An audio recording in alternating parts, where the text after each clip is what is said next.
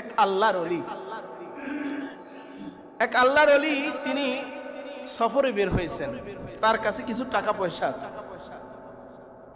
ওই সময়ে এক চোর, সে বুঝতে পারছেন যে তার কাছে টাকা পয়সা আছে। বলতেছে, হুজুর আপনি তো সফরে যাইতেছেন, বের হইছেন, তো আমাকে আপনি সাথে নেন। বলতেছে কি, আমাকে আপনার সাথে নেন? বলতেছে না, আমার সাথে তোমার যাওয়া যাবে না। বলতেছে না হুজুর, আমি আপনার খেদমত করতে চাই। উদ্দেশ্য কি? চুরি করা। উদ্দেশ্য কি? চুরি করবে। বলতেছে হুজুর আমাকে আপনার সাথে নেন।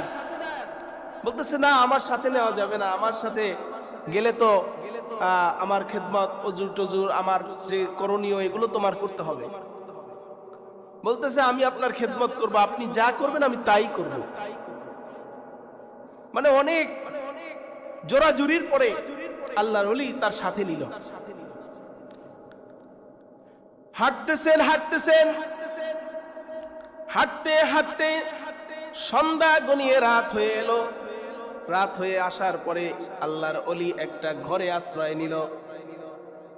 রাতের বেলায় একটা ঘরের মধ্যে রাত কাটানোর জন্য আশ্রয় নিল।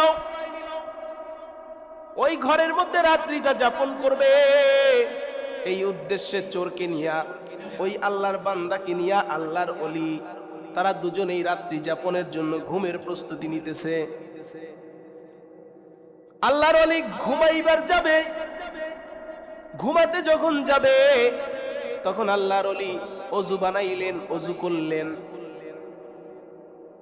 অজু কইরা অজু করতে যখন যায়, ওই চোর বেটাকে ডাক দিয়া বলতেছে, ও আল্লাহর বান্দা, ঘুমাইতে তো যাইবা, একটু অজুটা কইরা নাও, অজু করে আসো, তারপরে দুজন মিলা ঘুমাই। কিন্তু ওর মনের মধ্যে আর ধান্দা হলো চুরি করবে। উজু ঠিকই করছে। উজু করার পরে তার মনে মনে উদ্দেশ্য হলো, আল্লাহর ওলি যখন ঘুমায়া পড়বে তার পকেট থেকে আমি টাকাটা ছড়ায়া নিব, চুরি করব। এটা তার মনে মনে ধান্দা। আল্লাহর ওলি ঘুমায়া পড়ল। যখন ঘুমায়া পড়েছে তখন ওই চোর চুপি চুপি উঠে সব জায়গায় তন্ন তন্ন করে খুঁজতেছে, কিন্তু অবাক কাণ্ড হলো, টাকা কোথাও তালাশ করে পায় না। সুবহানাল্লাহ বলে। কোথাও টাকা তালাশ করে পায় না। খুঁজতেছে, কোথাও টাকা তালাশ করে পায় না। এদিকে ফজরের আজানের সময় হয়ে গেছে, আবার চোরটা নিরাশ হয়ে ঘুমিয়ে পড়েছে। যখন সকাল হয়েছে ফজরের নামাজের পরে বলতেছে, ও আল্লাহর ওলি, রাতের বেলায় তো ঘুমাইছিলাম, আপনার টাকা পয়সা ঠিক আসেনি, দেখেন না। ওর মনে মনে ধান্দা হলো, টাকা কোথায় রাখছে? সারা রাত খুঁজলাম, টাকা পাইলাম না, তার টাকা কোথায় রাখছে দেখতে হবে। ও আল্লাহর ওলি, আপনার টাকা কোথায়, আপনি একটু দেখেন না।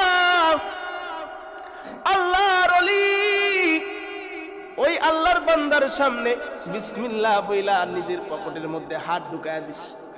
হাত ঢুকায়া টাকাগুলো বের করে বলতেছে, এই যে আমার টাকা। সুবহানাল্লাহ, এই তো আমার টাকা।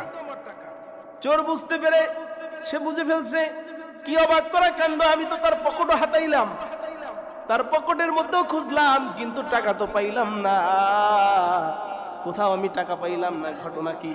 সারা জায়গায় তন্ন তন্ন করে খুঁজলাম, এতগুলো টাকা পকেটের মধ্যে, কিন্তু তারপরেও তালাশ করে আমি পাইলাম না। ঘটনাটা কি? পরের রাত্রে আবার খুঁজবো, তালাশ করব, দেখবো, টাকা সরায় ফেলবো। পরের রাত্র যখন হলো,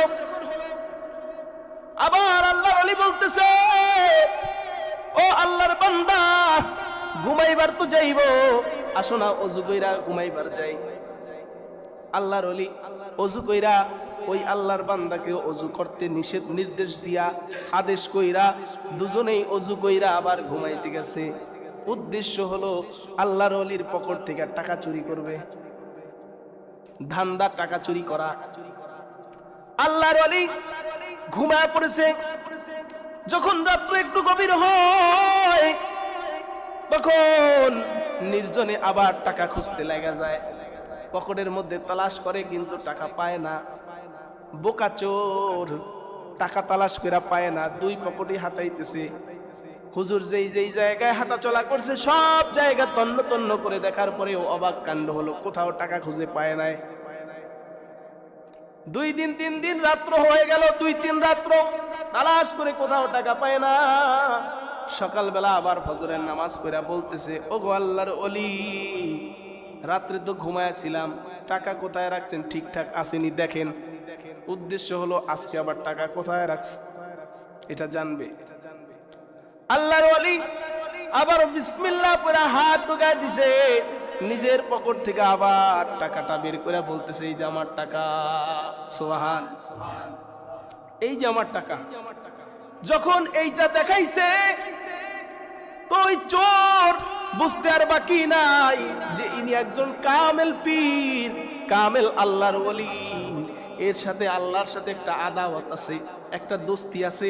এইতে আমার সন্দেহ নাই যে এই একজন আল্লাহর বলো ওলি বুজুর্গ। সুবহানাল্লাহ বলেন। এটা আর বুঝতে বাকি নাই।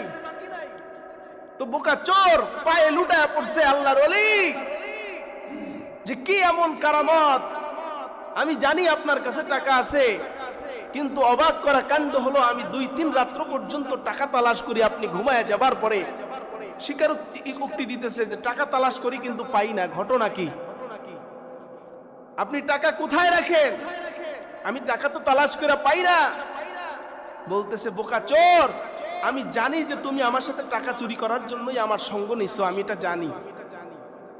এজন্য যখন তুমি ঘুমায়া পড়তা আমিও তো ঘুমাইতাম, তুমিও ঘুমাইতা, কিন্তু আমি ঘুমানোর পরে তুমি যখন আবার উঠতা ওই মাঝখানে আমি তোমার নিজের পকেটে টাকা ঢুকায় রাখতাম।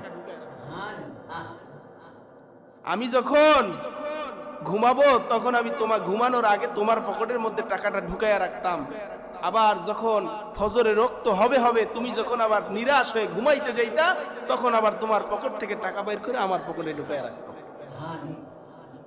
এজন্য তুমি আর টাকা তালাশ করে পাও নাই, তুমি তন্ন করে সারা জায়গায় তালাশ করেছো, টাকা খোঁজার জন্য তালাশ করেছো, তুমি আমার পকেট তালাশ করেছো, বিভিন্ন জায়গায় তালাশ করেছো, কিন্তু নিজের পকেটেই যে টাকা তুমি সেটা জানতে না।